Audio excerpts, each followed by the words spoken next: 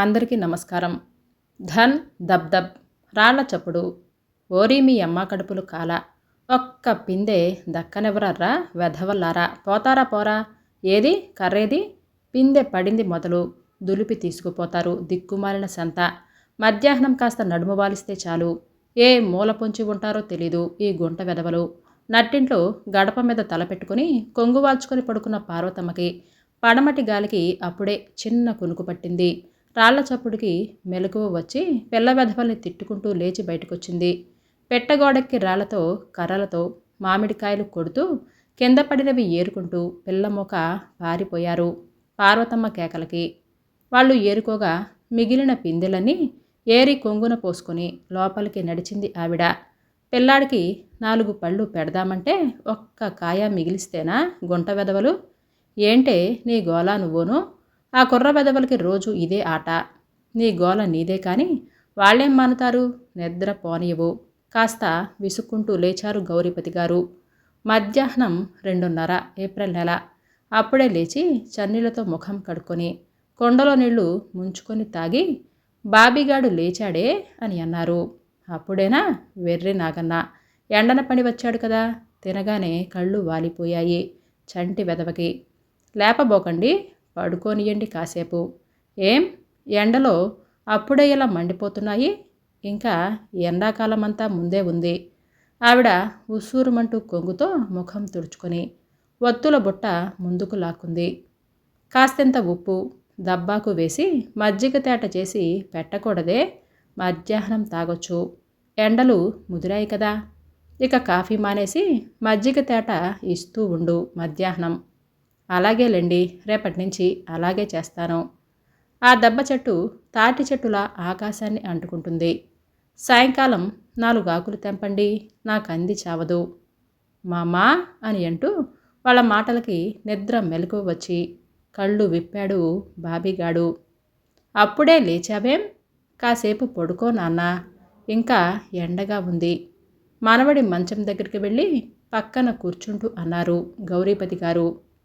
తాతయ్య, రేపు నా మ్యాథమెటిక్స్ టెస్ట్. తాతయ్య, బోలెడు లెక్కలు చెయ్యాలి. తాతయ్య, నాకన్నీ ఒకసారి చెప్పవు బెంగగా అన్నాడు. 7 ఏళ్ల పిల్లాడి కళ్ళల్లో పరీక్షలంటే ఆదుర్ద బెదురు చూసి పిచ్చి కన్నా. పరీక్షలని నా తండ్రి ఎంత బెంగ పెట్టుకున్నాడో పాపం. నీకేంరా, క్లాసులో నువ్వే కదా ఫస్టు. తాతగారు అన్నీ చెప్పేశారు కదరా. మనవణ్ణి మురిపెంగా చూస్తూ అంది పార్వతమ్మ. అట్లాగేలే. దబ్బున లేచి చన్నీళ్లతో ముఖం కడిగేసుకుని పలకా బలపం పట్టుకురా. అన్ని సంసు ఓసారి చకచకా చేసేద్దాం.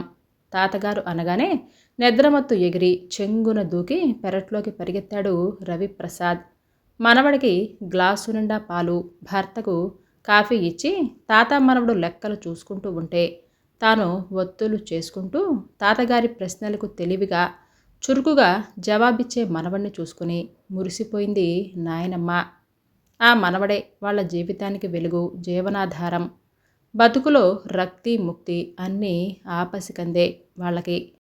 7 ఏళ్ల క్రితం 3 ఆడపిల్లలు. కన్నెప్పకుండానే 2, పుట్టకుండానే 1 పోయాక నోములు వ్రతాలు ముడుపులు కట్టాక పుట్టిన ఒక్కగానొక్క కొడుకు రవి. 25 ఏళ్లు నిండకుండానే మృత్యువు స్కూటర్ రూపంలో పొట్టన పెట్టుకుంటే 20 ఏళ్ల కోడలు కాలపారని ఆరకముందే వెధవైతే ఆ దుఃఖం రంపపు కోత. ఎలాంటిదో ఎరిగిన అందరూ వాళ్ళ దుస్థితికి కన్నీరు పెట్టారు. అల్లారుముద్దుగా పెంచుకుని తెలివిగా చదువుకునే కొడుక్కి ఇంజనీరింగ్ చెప్పించి ఉద్యోగం రాగానే చక్కని చుక్కని తెచ్చి పెళ్లి చేసి కొడుకుని వదిలి ఉండలేక ఊరు వదిలి కొడుకుతో పాటు చేరి హాయిగా కృష్ణారాప అని అనుకునే వయసు వచ్చింది. కొడుకు నీడన మనవళ్లతో ఆడుకుంటూ గడపచ్చు అని సంతృప్తిగా రోజులు వెళ్లదీస్తుంటే ఆ సంతోషం 4 రోజులు కూడా ఉండకముందే కొడుక్కి మృత్యువు తోసుకొచ్చి వాళ్ళ కలల్ని ఆశలని సమూలంగా నాశనం చేసింది. కొత్తల్లుడికి సంక్రాంతికి స్కూటర్ బహుమతిగా ఇచ్చిన ఆ మామగారు ఆ స్కూటరే కుమార్తె పసుపు కుంకుమని తుడిచేస్తుంది అని అనుకుంటే ఆ బహుమతి ఇచ్చేవాడు కాదేమో. కొత్త జంట ఆ స్కూటర్కి షికార్లు తిరగకుండానే ఆఫీస్ నుంచి వస్తుంటేనే లారీ వెనక నుంచి గుద్దితే కళ్ళిప్పకుండానే కన్ను మూసిన కొడుకును చూసి ఆ రోజే కాదు ఈ రోజుకి వణికిపోతారు. అది గుర్తు వస్తే ఆ బాధ ఎలా తట్టుకున్నారో. ఎవరి కోసం? ఇంకా ఎందుకు బతకాలో అర్థం కాక అయోమయ స్థితిలో 10 రోజులు పూర్తయ్యాయి. వియ్యాలవారు కర్మ కాగానే పిల్లని తీసుకెళ్ళిపోతాము అని తేల్చి చెప్పారు. ఏ ముఖం పెట్టుకొని ఉంచమని అడగగలరు? ఆ పిల్లకి ఇక్కడేం మిగిలిందని? ముక్కు పచ్చలారని ఆ పిల్లకి బోలెడు భవిష్యత్తు ఉంది అని ఎరగరా? తాము పిల్లని చదివిస్తాం, ఉద్యోగం చేయిస్తాం, దాని అదృష్టం బాగుంటే ఏ సహృదయుడు దొరికితే రెండో పెళ్లి చేస్తాం అన్నది కూడా అంత దుఃఖంలోనో. అప్పుడే తేల్చి చెప్పేశారు.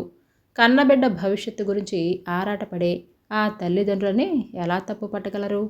తమ కొడుకు నిర్భాగ్యుడు, అనుభవించే వయసులో ఏ అనుభవం లేకుండానే వెళ్ళిపోయాడు. ఆ పిల్లనైనా సుఖపడని, మళ్ళీ మోటా ముల్లే కట్టుకొని తమ ఊరే చేరాలి. చావలేక జీవస్ శవాల్లాగా మిగిలిన బతుకులు ఏడ్చాలి. భగవంతుడా, ఏం పాపం చేశామని మాకీ శిక్ష అని కంటికి మింటికి ఏకధారగా ఏడ్చారు. భగవంతుడు మీ దుఃఖం చూడలేక వరం ఇస్తున్నాను. మీరు పోగొట్టుకున్నది భర్తీ చేయటానికిది నా వరం అని అన్నట్లుగా 2.5 నెలల కాపురం చేసిన కోడలు కొడుకు పోయిన 11వ రోజు భళ్ళున వాంతి చేసుకొని కళ్ళు తిరిగి పడిపోయింది. అప్పుడు డాక్టర్ గారు వచ్చారు. అనుమానం చెప్పారు, పరీక్షలు చేయించారు.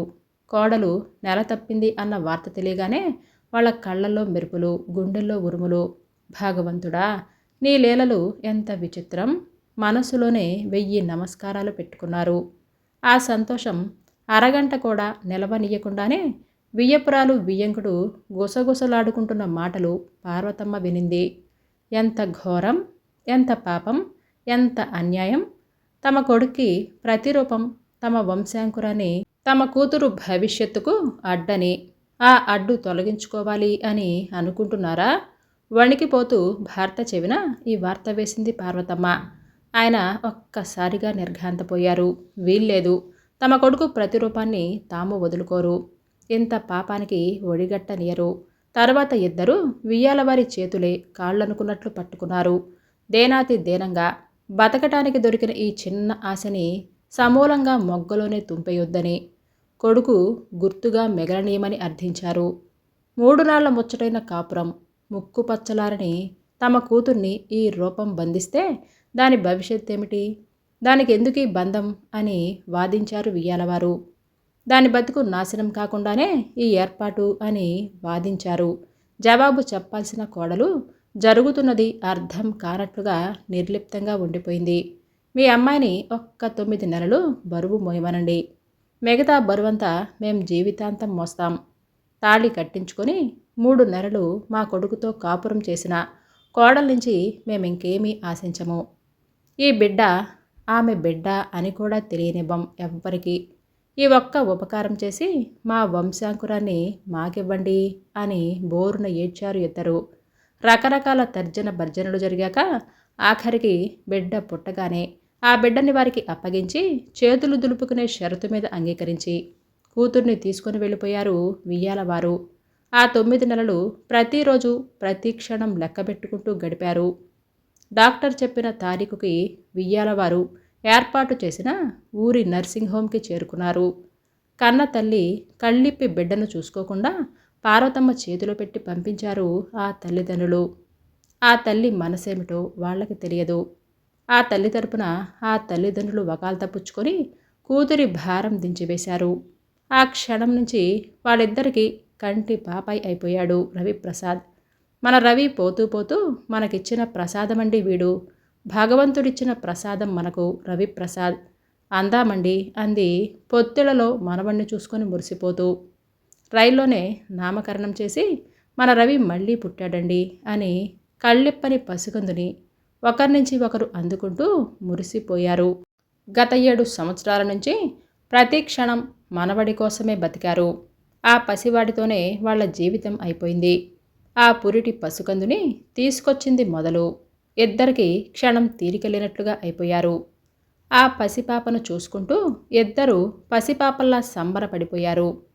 ఆవిడ కాలి మీద పడుకోబెట్టుకొని నీళ్లు పోస్తుంటే ఆయన పైనుంచి నీళ్లు పోసేవారు. ఆవిడ ఒళ్ళు తుడుస్తుంటే ఆయన కొంపటి తెచ్చి సాంబ్రాణి పొగ వేసేవాడు. ఆయన పౌడర్ అద్దుతుంటే ఆవిడ బొట్టు నుదుట పెట్టేది. ఆయన పాల సీసా కడిగి తెస్తే ఆవిడ పాలు కలిపి పెట్టేది.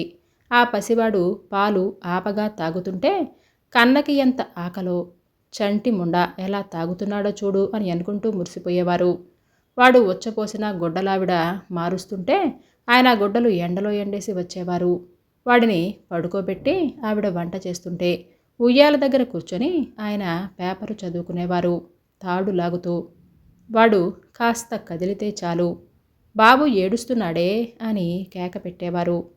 ఆవిడ పని చేసినంతసేపు ఆయన వంతు చూడటం, ఆయనకి అన్నం పెట్టి ఆయన తిన్నంతసేపు మనవడి దగ్గర కూర్చొని ఆయన తినొచ్చాక తను తినేది.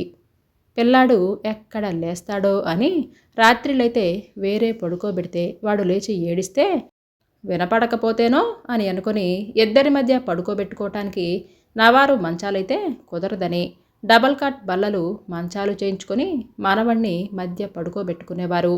వాడు కదిలితే చాలు ఇద్దరిలో ఎవరో ఒకళ్ళు వచ్చి కూర్చునేవాళ్ళు. 2 నెలల నుండి నవ్వులు మొదలుపెట్టగానే ఇద్దరు చిన్న పిల్లల్లా చూడవే ఎలా నవ్వుతున్నాడో, చూడండి నన్ను చూసి నవ్వుతున్నాడండి అని అంటూ సంబరపడిపోయేవారు. వాడు బోర్లా పడితే చాలు పెద్ద వింత, నోట్లో వేలేసుకుంటే ఆశ్చర్యం, వాడు పాకితే మురిపం, నవ్వితే సంబరం, గుప్పిట బిగించి జుట్టు పట్టుకు పీకితే పరవశం, ముక్కు పట్టుకు లాగితే ఆనందం, ఆ అని అంటే కబుర్లు చెప్తే సంబరం, లేచి కూర్చోవటానికి వాడు పడే ఆరాటం పరమాశ్చర్యం. తాతని మామని గుర్తుపట్టి బోసి నోటితే నవ్వితే చాలు ఏనుగెక్కినంత సంబరపడి సంబరాలు పదే పదే చెప్పుకుంటూ ఉండేవాడు. తాత అన్న రోజు ఆయన కళ్ళల్లో నీళ్లు. వాడు తడబడుతూ అడుగులు వేసిన నాడు పెద్ద ఘనకార్యం సాధించినంత గర్వం. వాడి అన్నప్రసన్న నాడు పుస్తకం ముట్టుకుంటే నా మనవడు అని ఆయన సంబరం. మా అమ్మ వంట చేసుకుంటుంటే వంటింట్లోకి గునగున నడుచుకుంటూ కొంగు పట్టుకు లాగితే మైలపడ్డాను అని కూడా గుర్తురానట్లు ఆవిడ నా తండ్రి నా బాబే నన్ను వెతుక్కుంటూ వచ్చావా అని మురిసిపోవటం. ఎన్నని చెప్పటం. వాడి ప్రతి చర్య, ప్రతి నవ్వు, ప్రతి మాట అనుక్షణం వాళ్ళ జీవితాల్లో నిండిపోయింది. వాడి వళ్ళు వెచ్చబడితే చాలు డాక్టర్ 2 పూటల పాలు తాగకపోతే ఇద్దరూ దిగులు పడిపోవటం. 2 విరోచనాలైతే గాబరా, కాస్త జలుబు చేస్తే బెంగ. ప్రతి క్షణం కళ్ళల్లో ఒత్తులు వేసుకున్నట్లే వాణ్ణి పెంచుకున్నారు. ఆ పసివాడి పెంపకంలో వాళ్ళు పొందిన అనుభూతి మాటలకందని అనుభూతి. ఏమండి, మన రవి కంటే మనం వీడినే ఎక్కువగా ప్రేమిస్తున్నాం కదా, ఏంటండి కడుపున పుట్టిన బిడ్డ కంటే మనవడే ఎక్కువగా కనపడుతున్నాడేమిటి? మనవణ్ణి ముద్దులాడుతూ ఒక రోజంతి పార్వతమ్మ. అవునే, వీడు మనవడే, అసలు కంటే వడ్డీయే ముద్దే, మన వారసుడే వీడు, మన ఇంటి దీపమే. అబ్బో ఏం ప్రేమ! రవి చిన్నప్పుడు ఉచ్చపోసిన అబ్బబ్బా బట్టలు తడిపేశాడు అని విసుక్కునేవారు. ఇప్పుడు వాడి ఉచ్చ మీకు పంచామృతంలా ఉంది. మనవడంటే అన్ని అసహ్యాలు పోతాయి ఏమిటో. నిజమేనే, వీడేం చేసినా అసహ్యం లేదు. ఉచ్చలు పోసినా పంచి కూడా మార్చడం లేదు. వీడింత ప్రాణం అయిపోయాడే మనకు. నాకు ఆశ్చర్యంగానే ఉందండి. మన కడుపున పుట్టిన బిడ్డ కంటే వీడిని మనం ఇంత ఎక్కువగా ప్రేమించటం కారణం చెప్పమంటావా? మన పిల్లల టైంలో మనకి బరువు బాధ్యతలు ఉండే వయసు, ఇంకా ఉడుకు రక్తం ఉండే వయసు. పిల్లల్ని పెంచటం ఒక్కటే పరమావధి కాదు అని అనిపించే వయసది. ఇప్పుడేముంది, జవసత్వాలు ఒడిగి బాధ్యతలు తీరిన ఈ వయసులో మనవళ్లతో మసలటం ఒక్కటే కదా తాత నాయనమ్మలకు మిగులుతుంది. వయసు తెచ్చే మెచ్యూరిటీ అదే. పరిపక్వత వలన సహనం, శాంతం, ఓర్పు అన్ని వేళలా పిల్లలు ఏడ్చినా అల్లరి చేసినా భరించే ఓర్పు వస్తుంది. పిల్లల టైంలో విసుక్కునే తల్లిదండ్రులు మనవళ్ళ వేళకి వచ్చేసరికి నెత్తికెక్కించుకుంటారు. అంటే వయసు తెచ్చిన మార్పు. అందులో మన విషయంలో అయితే ఇంకా జీవితంలో మనకేం మిగిలింది? ఏ ఆశైనా కోరికైనా మమతైనా వీడే కదా. అంచేత వీడు తప్ప మనకి మరో ప్రపంచం కూడా లేదు. ఆయన విడమర్చి చెప్పారు. నిజమే, రవి లేకపోయి ఉంటే మన బతుకు నిస్సారంగా ఉండేది. ఆవిడ గొంతు రుద్దమవగా మనవణ్ణి గుండెలకు అద్దుకుంది. రవిని పెంచుకుంటూ వాడు అడిగింది లేదనకుండా, అడగకుండానే అన్నీ అమరుస్తూ ఒక్కో మెట్టు చెయ్యి పట్టి ఎక్కిస్తున్న వాళ్ళిద్దరూ వాడి పెంపకంలో ఏనాడు ఏ ఇబ్బంది ఎదుర్కోలేదు. ఒకే ఒక్కసారి మాత్రం వాడు అడిగిన ప్రశ్నకు జవాబు చెప్పటానికి తడుముకోవాల్సి వచ్చింది.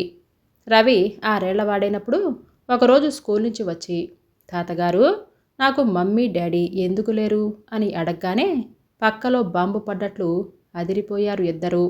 ఇద్దరు ముఖాలు చూసుకుంటూ ఉండిపోయారు.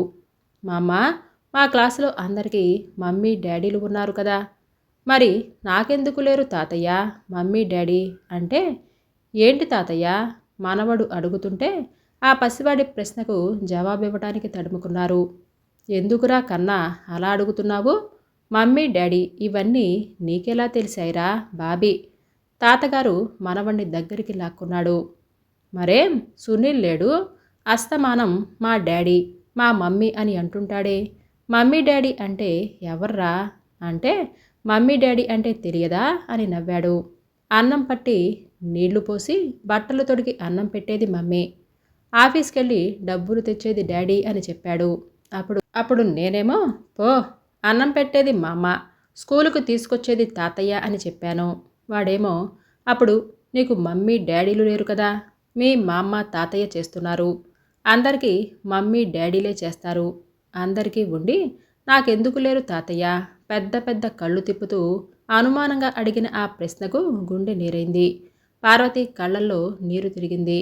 నా కన్న తండ్రి, నీ పసి మనసును ఎవర్రా ఇలా తూట్లు పొడిచింది? నీకు మేమున్నాం నాన్న అని అనుకున్నారు మనసులో.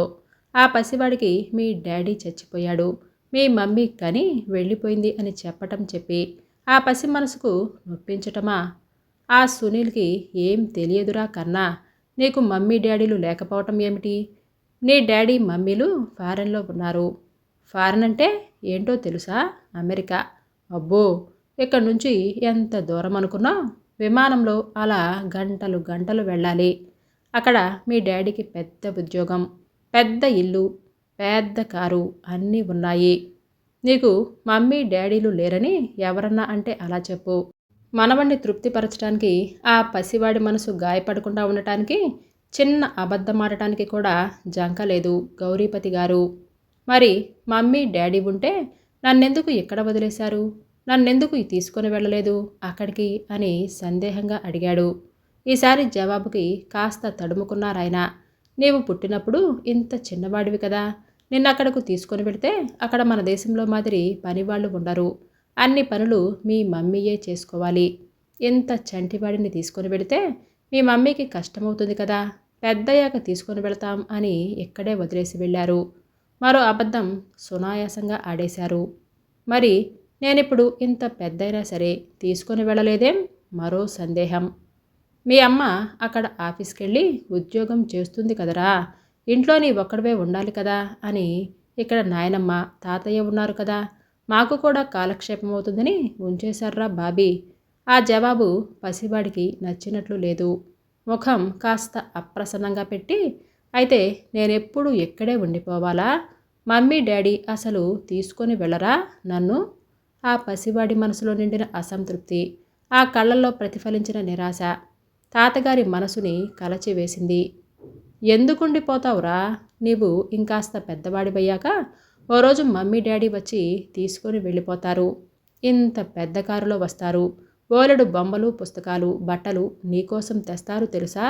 ఆ కళ్ళలో మెరుపు, సంతోషం చూసి వాడి ఆనందం కోసం ఎన్ని అబద్ధాలైనా చెప్పటానికి ఆయన సిద్ధపడ్డారు. నిజంగానా తాతయ్య? సిగ్గుగా అడిగాడు. మళ్ళీ ఏదో జ్ఞాపకం వచ్చి, తాతయ్య, మా మమ్మీ డాడీ ఎలా ఉంటారు? నేనెప్పుడూ చూడలేదు, చూపించరా తాతయ్య? ఒక్కసారి ఫోటో ఉంటే చూపించవు? 6 ఏళ్ల పసివాడికి ఎన్ని విషయాలు తెలుసు? స్కూలు పిల్లలు ఎన్ని విషయాలు మాట్లాడుకుంటారో. పార్వతమ్మ, గౌరీపతి గారు ముఖాలు చూసుకున్నారు. పిల్లాడు కోరిన కోరిక కాదనలేక పెట్టడుగున దాచి ఉంచిన పెళ్లి ఫోటో తీసి చూపించారు. అలా ఆల్బమ్ చూసుకుంటూ మురిసిపోతున్న మనవణ్ణి చూసి, ఏం బాబీ, తాతయ్యని నానమ్మని అప్పుడే మర్చిపోయావా? మమ్మీ డాడీ ఫోటోలు చూసే మమ్మల్ని మర్చిపోయావు, రేపు మీ మమ్మీ డాడీ వస్తే మమ్మల్ని మర్చిపోతావా? హాస్యంగా అన్న మాటల వెనుక వారి మనసులో చిన్న నీడలాంటి అసూయ. ఎంత చేస్తే మా అమ్మనవుతావు అన్న సామెతలో ఎంత నిజముంది? వాడు చూడని తల్లిదండ్రుల మీద ఎంత అభిమానం, ఆసక్తి ఆ పసివాడికి. రవి జవాబివ్వకుండా ఫోటోలు చూడటంలో మునిగిపోయాడు. ఏరా బాబీ, నీకిక్కడ బాగా లేదురా? మా అమ్మ తాతయ్య దగ్గర ఉండటం నీకు ఇష్టం లేదురా? నిన్నెంత ముద్దు చేస్తున్నాం కదా. అమ్మ డాడీ ఎందుకురా మేముండగా? పార్వతమ్మ మానవుడేం అంటాడో అన్నట్లుగా చూసింది. రవి ఇద్దరి ముఖాలు మార్చి మార్చి చూశాడు. వాళ్ళిద్దరి ముఖాల్లో ఆరాటం చూసి బాగానే ఉంది, కానీ మా ఫ్రెండ్స్ అంతా మమ్మీ దగ్గర ఉన్నారు కదా, నేను ఒక్కడే ఎలా ఎందుకు ఉండాలి అని సంజాయిషి ఇస్తున్నాడు. మీ మమ్మీ డాడీ వచ్చారనుకో, మమ్మల్ని వదిలి వెళ్ళిపోతావురా బాబీ? మరి వెళ్ళొద్దా తాతయ్య? మమ్మీ డాడీల దగ్గరే కదా ఉండాలి అందరిలాగా లా పాయింట్ వేశాడు. ఆ పసివాడి మనసులో ఆలోచనలకి విస్తుపోయారిద్దరూ. మీరెందుకండి అలా చెప్పారు? ఇక రేపటి నుంచి మా అమ్మా నాన్న ఎప్పుడొస్తారు ఎప్పుడొస్తారు అని అంటూ అడుగుతూ ఉంటాడేమో పిచ్చి నాగన్న. మనవడు ఆడుకోవటానికి వెళ్ళిపోయాక పార్వతమ్మ భర్తని అడిగింది. మరేం చెప్పమంటావే ఆ చంటి వెదవకి? మీ నాన్న చచ్చిపోయాడు, మీ అమ్మ నీ ముఖం కూడా చూడకుండానే మా చేతుల్లో పారేసింది అని చెప్పమంటావా? నిజం చెప్పి ఆ పసి మనసును బాధ పెట్టడం కంటే వాణ్ణి ఆ అబద్ధంలోనే ఆనందాన్ని పొందని అని అలా చెప్పాను. వెర్రి నాగన్న. అందరికీ అమ్మా నాన్న ఉన్నారని తనకి లేరని పాపం బాధ అనిపించింది. పిల్లలంతా అలా అంటే ఆవిడ కళ్ళు తుడుచుకుంది కొడుకు గుర్తుకొచ్చి. కాస్త వీడికి జ్ఞానం వచ్చాక ఆ రోజు నెమ్మదిగా చెప్పొచ్చు, మీ అమ్మా నాన్న అమెరికాలో లేరు, యాక్సిడెంట్లో చనిపోయారని. మరో అబద్ధం చెప్పి నమ్మించుదాం. ఏంటో ఒకసారి అనిపిస్తుంది, చంటి వెధవ వాడి కాళ్ళ మీద వాడు నిలబడే వరకన్నా మనం బతికుంటామా? మనకు వయసు మీరింది. 65 మీకు, 60 నాకు వస్తున్నాయి. వీడింకా పసికందు. రేపు మనకేదైనా అయితే వీడికి ఎవరు దిక్కు అన్నది తలుచుకుంటే నా గుండె నీరవుతుంది. ఆ భగవంతుని రోజు అదే ప్రార్థిస్తుంటాను, వీణ్ణి దిక్కులేని వాణ్ణి చేయొద్దని. నీకు అలాగే అనిపించిందా? రాత్రిలోకోసారి ఈ ఆలోచన వస్తే నాకు నిద్ర పట్టడం లేదు. మనకేదన్నా అయితే వాడికేం ఏర్పాటు చేయాలా అన్న ఆలోచనతో సతమతమవుతున్నాను అని అన్నారు గొంతు రుద్ధమవుతూ ఉండగా. అన్నింటికీ నేనున్నాను. మీ సమస్యలు తీర్చటమే నా కర్తవ్యం. నారు పోశాను నీరు పోస్తాను అని ఆ భగవంతుడే అన్నట్లుగా ఓ నెల తర్వాత పరీక్షలై స్కూలుకి సెలవులిచ్చాక ఉదయం 10 గంటల వేళలో వీధిలో తోటి పిల్లలతో ఆడుకుంటున్న బాబీగాడు వగరుస్తూ లోపలికి పరిగెత్తుకుంటూ వచ్చాడు. తాతయ్య తాతయ్య, మా మమ్మీ డాడీ వచ్చారు, మా మమ్మీ డాడీ వచ్చారు, పెద్ద కారులో వచ్చారు. నోటమాట రానంత సంభ్రమంగా అన్నాడు. గౌరీపతి గారు తెల్లబోయారు. ఏం కొంప మునిగిపోయిందో అని అన్నట్లు మడికట్టుకొని వంట చేస్తున్న పార్వతమ్మ లోపల నుంచి బయటికి వచ్చింది. మమ్మీ డాడీ రావటం ఏమిట్రా? ఎక్కడి నుంచి వచ్చారు అని నవ్వుతూ అన్నారు నమ్మకం లేక. నిజం తాతయ్య, పెద్ద కారు ఆగింది చూడు, కావలిస్తే. ఇదిగో చూడు, మా మమ్మీయే, మా డాడీ కూడా వస్తున్నారు లోపలికి, కావలిస్తే చూడు అని మనవడు చూపించిన వైపు చూశారు. గౌరీపతి గారు గేట్లో నుంచి వస్తున్న జంటను చూసి సరిగ్గా చూపు ఆనక కళ్ళజోడు పెట్టుకొని చూశారు. పక్కన ఓ యువకుడు. ఇద్దరు లోపలికి వచ్చారు. ఆయన రెప్పవాల్చటం మర్చిపోయి దిగ్భ్రాంతిగా అరుణవంక చూస్తూ ఉండిపోయారు. పార్వతమ్మైతే కళ్ళు నోరు తెరుచుకొని నిలబడిపోయింది. వాళ్ళిద్దరూ వస్తూనే గౌరీపతి గారికి వంగి దండం పెట్టారు. పార్వతమ్మ దగ్గరికి వెళ్ళి నమస్కారం పెట్టారు. అత్తయ్య, ఏమిటలా చూస్తున్నారు? మర్చిపోయారా నన్ను? మావయ్య, అరుణని అని అంది ఆ అమ్మాయి. ఇదివరకు కంటే కాస్త వళ్ళు వచ్చి రంగు తేలి ఖరీదైన దుస్తులతో ఉన్న అరుణలో మార్పు వచ్చినా గుర్తుపట్టనంత రాలేదు. మావయ్య, వీరు ప్రభాకర్, మావారు. పక్కనున్న అతన్ని పరిచయం చేసింది. అప్పటికి తేరుకొని తడబడుతూ లేచి నిలబడి, ఏంటో ఇలా ఇన్నాళ్ల తర్వాత నిన్ను చూస్తే నమ్మలేకపోయాను. రండి రండి లోపలికి, అలా కూర్చోండి. ఏమిటే అలా తెల్లబోతావు? భార్య వెర్రిదానిలా చూడటం గమనించి హెచ్చరించినట్లుగా అన్నారు గౌరీపతి గారు. ఎన్నాళ్ళైందమ్మా నిన్ను చూసి, మళ్ళీ జన్మలో చూస్తాను అని అనుకోలేదు. పార్వతమ్మ గాద్గదికంగా అంది. అరుణ తలదించుకొని, క్షమించండి అత్తయ్య, ఎలా రావాలో ఏ ముఖం పెట్టుకొని రావాలో అర్థం కాక ఎన్నాళ్ళు రాలేకపోయాను అని అంటూ కుతూహలంగా సిగ్గుగా చూస్తున్న రవిని చూసి, వీడు ఈ బాబు అని అంటూ ఆగిపోయింది. రవి వంక, అవునమ్మా రవి, రవి ప్రసాద్ ఎంత వాడయ్యాడో చూడు, గౌరీపతి గారు మనవణ్ణి దగ్గరికి లాక్కొని జుట్టు నిమిరారు ప్రేమగా. రవి ప్రసాద్ అని పేరు పెట్టారా? రవి గొనుక్కున్నట్లుగా అని అనుకుని, రవి ఇలా రా, చూడు నీకోసం బొమ్మలు పుస్తకాలు చాక్లెట్లు తెచ్చాను, చూడు ఇవన్నీ నీకే మరి, నా దగ్గరికి వస్తే ఇస్తాను, వెంట తెచ్చిన పెద్ద ప్లాస్టిక్ సంచులను చూపిస్తూ అంది. చూశారండి, బాబు అప్పుడే ఎంత పెద్దవాడయ్యాడో. రవి రా, ఇలా రా మళ్ళీ పిలిచింది. రవి నెమ్మదిగా అడుగులో అడుగులు వేస్తూ అరుణ దగ్గరికి సిగ్గుగా వెళ్ళాడు. చటుక్కున అరుణ రవిని దగ్గరికి లాక్కొని బొగ్గ మీద ముద్దు పెట్టుకుంది ఉద్వేగంగా. నీవు మా మమ్మీవే కదూ? రవి తల్లిని చూస్తూ అడిగాడు కొత్త లేనట్లు. అరుణ ఆశ్చర్యంగా, నీకెలా తెలుసు? ఎవరు చెప్పారు? నీ ఫోటో చూశాను, తాతయ్య చెప్పారుగా అని అన్నాడు పెద్ద కళ్ళు తిప్పుతూ. అరుణ నమ్మలేనట్లుగా గౌరీపతి గారి వంక ప్రశ్నార్థకంగా చూసింది. ఆయన తల పంకించి, మా అమ్మ, డాడీ ఏరి? స్కూల్లో పిల్లలందరికీ ఉన్నారంటూ ఒకరోజు అడుగుతుంటే ఫోటోలు చూపించాను. మరి ఆ ఫోటోలో డాడీలా లేరే ఈ డాడీ? సందిగ్ధంగా అడిగాడు రవి. అరుణ ఏదో చెప్పబోయేలోగానే గౌరీపతి వారిస్తున్నట్లు కళ్ళతో చూసి, అది చాలా పాత ఫోటో కదా బాబు, ఇప్పుడు మీ డాడీ కాస్త లావయ్యారు, అప్పుడు మేసం లేదు, ఇప్పుడు పెట్టుకున్నారు అంతే. ప్రభాకర్ గౌరీపతి గారి వంక ప్రశంసంగా కృతజ్ఞతగా చూశాడు. మమ్మీ, మరి నన్ను ఎన్నాళ్ళు తీసుకెళ్ళలేదు, ఇప్పుడు తీసుకెళ్తావా నీతో అని అడిగాడు. అరుణ అర్థం కానట్లు చూసింది. గౌరీపతి గారు నెమ్మదిగా తర్వాత చెప్తాను అని అన్నట్లు సైగ చేసి, రవి ఆ బొమ్మలన్నీ నీకే, ఆ సంచులు అవి తీసుకెళ్ళు చూడు మరి, నీ ఫ్రెండ్స్ అందరికీ చూపించు మరి గౌరీపతి గారు అన్నారు. తీసుకెళ్ళనా మమ్మీ? ఆనందంగా ఆ సంచులు పుచ్చుకొని వరండాలోకి పరిగెత్తాడు. మనవణ్ణి బయటికి పంపించాక అరుణకి వాడి మాటలకు అర్థం విశదీకరించారు. వాడడిగినప్పుడు మనవడి మనసు కష్టపెట్టడం ఇష్టం లేక తాను ఆడిన అబద్ధాలు చెప్పారాయన. అన్నీ విని అరుణ దోషిలా తలదించుకుంది. తలదించుకునే ఆమె ఈ 6 ఏళ్లలో జరిగిందంతా టూకీగా చెప్పుకొచ్చింది. భర్త పోయాక అదో రకం షాకులో కొన్నాళ్ళు. అసలు జరిగిన నష్టం ఆమెకు తెలియనే లేదు. తాను కోల్పోయింది కొద్ది కొద్దిగా అర్థమయ్యే వేళకి నెలలు నిండుతూ ఉండటం.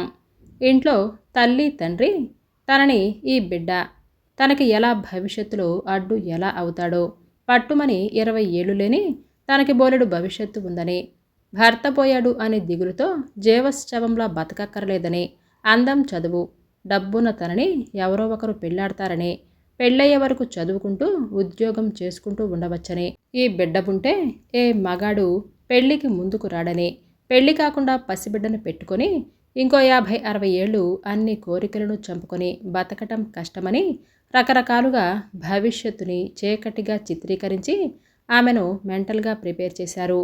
బిడ్డని కళ్ళతో చూస్తే మమకారం పుట్టుకొస్తుందని, కొన్ని రోజులుంటే అటాచ్మెంట్ పెరుగుతుందని, ఇంతకీ బిడ్డని ఏ అనాథాశ్రమంలోనో పడేయటం లేదు కదా, తాతా నాయనమ్మల దగ్గర ముద్దుగా పెరుగుతాడని ఆ విషయంలో బెంగ అనవసరమని, అసలు వారి దుఃఖం చూడలేక వారి కోరిక కాదనలేక దీనికి ఒప్పుకున్నానని, బిడ్డని కని వారికి అప్పగించి ఆ అధ్యాయానికి ముగింపు చెప్పి కొత్త జీవితం ప్రారంభించాలని రకరకాలుగా నచ్చచెప్పి మెంటల్గా ప్రిపేర్ చేశారు. బిడ్డను అప్పగించాక కళ్ళారా చూడని బిడ్డ కోసం కడుపులో పేగు కదిలేది.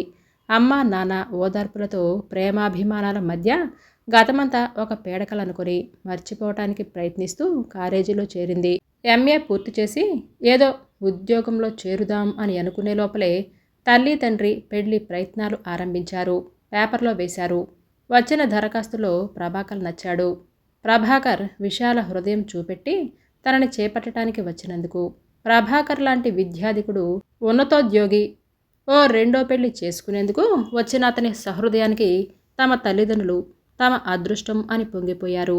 4 ఏళ్ల క్రితం పెళ్ళైంది. 1-2 ఏళ్ళు గడిచినా బిడ్డలు కలగలేదు. ప్రభాకర్కి చంటి పిల్లలంటే ఎంతో ప్రేమ. బిడ్డలు కావాలని తహతహలాడాడు. 3 ఏళ్ళు గడిచినా గర్భం దాల్చకపోవటంతో అనుమానం వచ్చి ఇద్దరూ అన్ని రకాల పరీక్షలు చేయించుకున్నారు. రిపోర్టులలో ప్రభాకర్ స్పెమ్ కౌంట్ తక్కువగా ఉంది అని తేలిపోయింది. పిల్లలు కలిగే అవకాశం చాలా తక్కువ అని అన్నారు. మందులిచ్చారు, ఫలితం కనిపించలేదు. ప్రభాకర్ పిల్లల కోసం కలవరించసాగాడు. ఆఖరికి అనాథాశ్రమం నుంచి తెచ్చి పెంచుకోవాలి అని నిర్ణయించుకున్నాడు. పిల్లలు కలగరని తేలిపోయిన దగ్గర నుంచి ప్రభాకర్ బిడ్డల్ని పెంచుకోవాలి అని నిర్ణయించిన దగ్గర నుంచి అరుణ తనకి బిడ్డ ఉన్న సంగతి చెప్పాలి అని ఆరాటపడింది. ఎన్నాళ్ళు దాచిపెట్టి ఇప్పుడు ఈ విషయం ఎలా చెప్పటం, చెబితే ప్రభాకర్ ఎలా తీసుకుంటాడో అని సతమతమైపోయింది.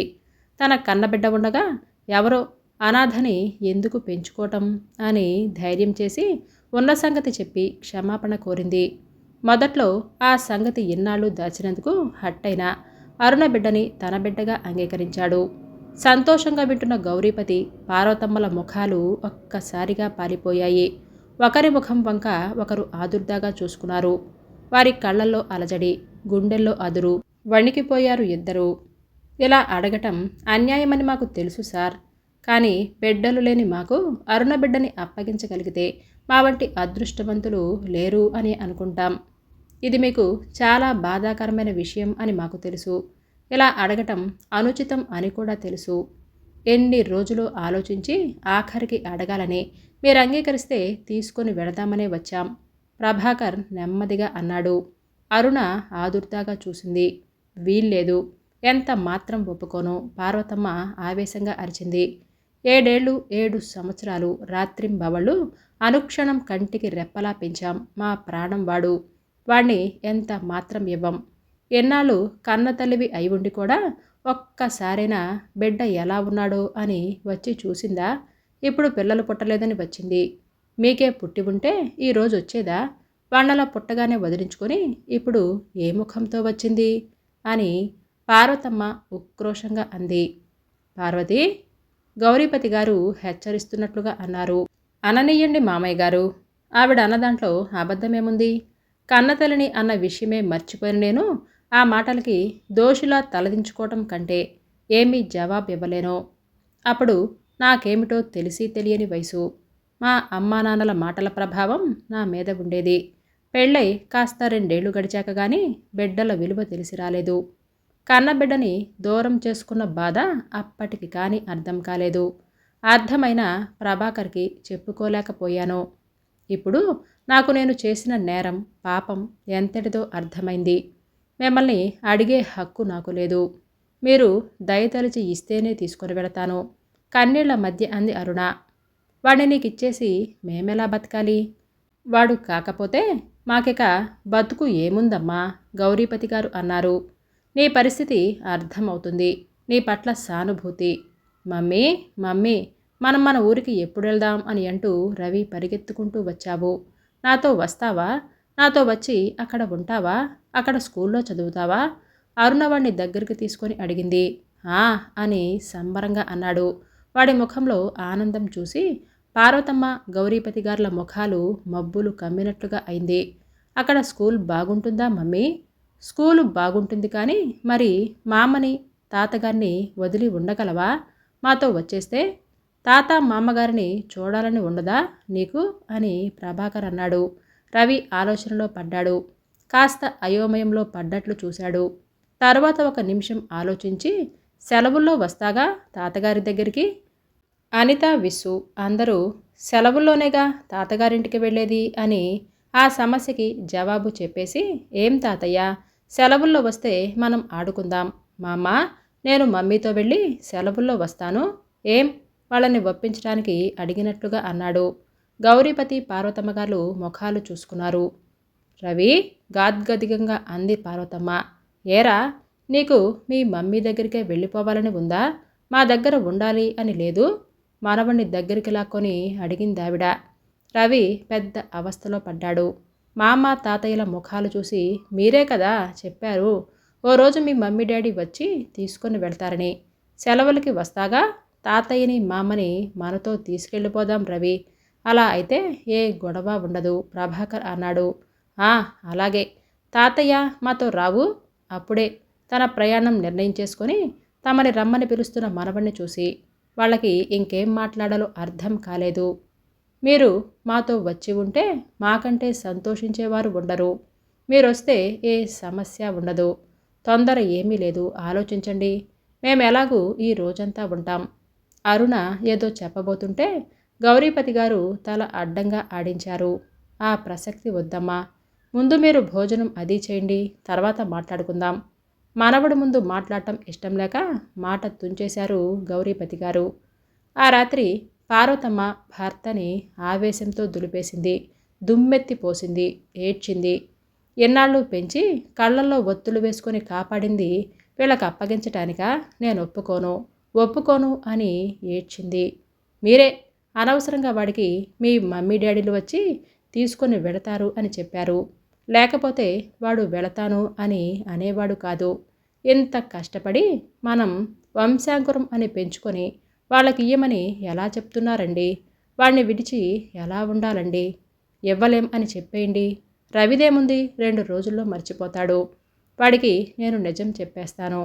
అప్పుడిక వెళతాను అని అనడు. పార్వతి, నీకేనా బాధ? నాకు లేదా? ఆ రోజు వాణ్ణి సముదాయించడానికి అన్నమాట ఇలా మనకే ఉచ్చు బిగుస్తుంది అని అనుకోలేదు. పార్వతి, వాడు చూడు, తల్లి తండ్రి దగ్గరికి వెళ్ళాలని ఎంత సంబరపడిపోతున్నాడో.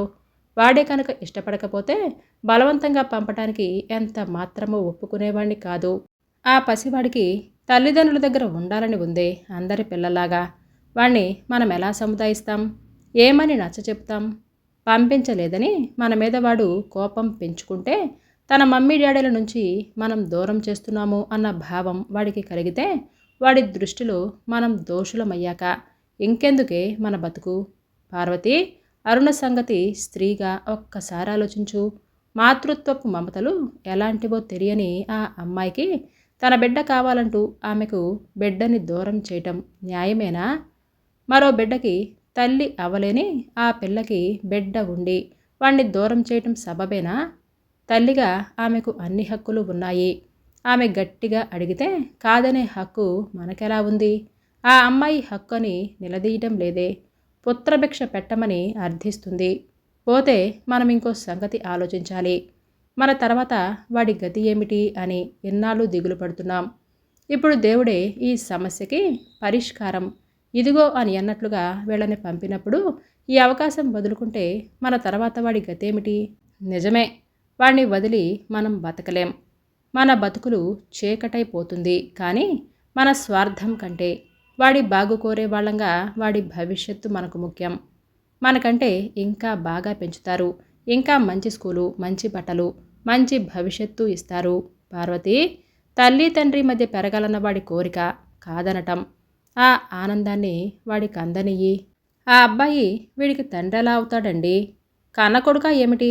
రేపు వీడిని సరిగ్గా చూస్తాడని ఏముంది అని ఉక్రోషంగా అంది. అతను మంచివాడిలాగే ఉన్నాడే. అతనికి తన బిడ్డలంటూ లేరు కనుక వీడిని బాగానే చూసుకోవచ్చు. అయినా కన్నతల్లి ఉండగా వాడికి ఏం లోటు జరుగుతుంది? పార్వతి, రేపు వీడే ఏ కాలేజీలోనో చదవాలంటే మనల్ని వదిలి వెళ్ళడా? అలాగే అనుకుందాం. ఇప్పుడు కూడా ఆవిడకి నచ్చచెప్పబోయాడు. రెక్కలొచ్చిన పక్షులు గూడు వదిలి వెళ్ళటం సహజం. రెక్కలే రాని పసికోనండి తెలియక ఎగరాలని ప్రయత్నిస్తుంటే హెచ్చరించడం మన బాధ్యత కదా. రెక్కలు రాని పక్షే కానీ ఈ గూడు వదిలి ఇంకో గూటికి వెళుతున్నాడు. ఇంకా సుఖంగా ఉండే గూడు దొరుకుతుంటే వాణ్ణి బంధించి ఉంచాలి అని అనుకోవటం మన స్వార్థం. పార్వతి, అర్థం చేసుకో. వాణ్ణి వదిలి నేను మాత్రం బతకగలనా? నరకమే మనకు వాడు లేని బతుకు. కానీ ఇది తప్పదని మనం అర్థం చేసుకోవాలి. ఆయన రాత్రంతా భార్యకి నచ్చజెప్తూ సముదాయిస్తూ ఏడుస్తున్న ఆవిడను ఓదారుస్తూ తెల్లారేసరికి ఆవిడ్ని మెంటల్గా ప్రిపేర్ చేశారు. గత 3 రోజులుగా ఆ ఇంట్లో శ్మశాన నిశ్శబ్దం ఆవరించింది. ఆనాడు కన్నబిడ్డని పోగొట్టుకున్న దుఃఖం కంటే ఈనాడు మనవడు దూరమైన దుఃఖం భరించరానిదిగా ఉంది వారికి. పార్వతమ్మ 2 రోజులు అన్నం ముట్టలేదు. గౌరీపతి గారు పడుకున్న పడక కుర్చీ వదలలేదు. మనవడు వెళ్ళిపోయిన దుఃఖం కంటే ఆ మనవడు అంత సంతోషంగా ఎన్నడూ ముఖం కూడా చూడని వారి వెంట తమని వదిలి వెళ్ళిపోవటం వారికి కొత్తగా ఉంది. సంతోషంగా టాటాలు చెబుతూ వెళ్ళిందావిడ. వెళ్ళాక కానీ ఆవిడకు గుర్తుకు రాలేదు. ఇక ఈ చెట్ల పళ్ళు తినటానికి ఎవరూ లేరు. విత్తనం వేసింది ఒకరు, అనుభవించేది ఒకరంటారు. తాతలు నాటిన చెట్ల ఫలాలు మనవళ్ళు తింటారు. తమకి ఇంకెవరున్నారు తినటానికి అని అనుకోగానే ఆవిడ బోరున ఏడుస్తూ చెట్టు కింద కూలబడింది. పిల్లలందరినీ మీ అమ్మ కడుపులు కాలా అని తిట్టేదాన్ని. అందుకే ఆ భగవంతుడు 2 సార్లు నా కడుపు మీద దెబ్బ కొట్టాడు అని అనుకుంటూ ఏడవసాగింది. భార్య ఏడుపు విని గాబరాగా బయటికి వచ్చిన గౌరీపతి గారు ఆవిడ ఏడుపుకి కారణం తెలుసుకొని వేదాంతిలా ఓ నవ్వు నవ్వారు. భార్య తల మీద చెయ్యి వేసి ప్రేమగా తల నిమురుతూ చెట్టుపైకి చూశారు. చెట్టు మీద ఉండే కాకి గూడు ఖాళీగా ఉంది. చెటారు కొమ్మల మధ్య దాక్కొని ఉన్న 2 మామిడి పళ్ళు, పిల్లలకి అందకుండా మిగిలిన ఆ 2 పళ్ళు బంగారు రంగులో మెరిసిపోతూ రేపో మాపో రాలటానికి సిద్ధంగా ఉన్నవి కనిపించాయి. కథ పేరు మమకారం. రచించిన వారు డి కామేశ్వరి గారు. హాయ్ అండి. ఈ కథ మీకు నచ్చిందండి? అయితే లైక్ చేయటం, సబ్స్క్రైబ్ చేయటం, షేర్ చేయటం మర్చిపోవద్దు. మీ అమూల్యమైన అభిప్రాయాలను నాకు కామెంట్స్ రూపంలో తెలియజేయండి. Thank you for watching.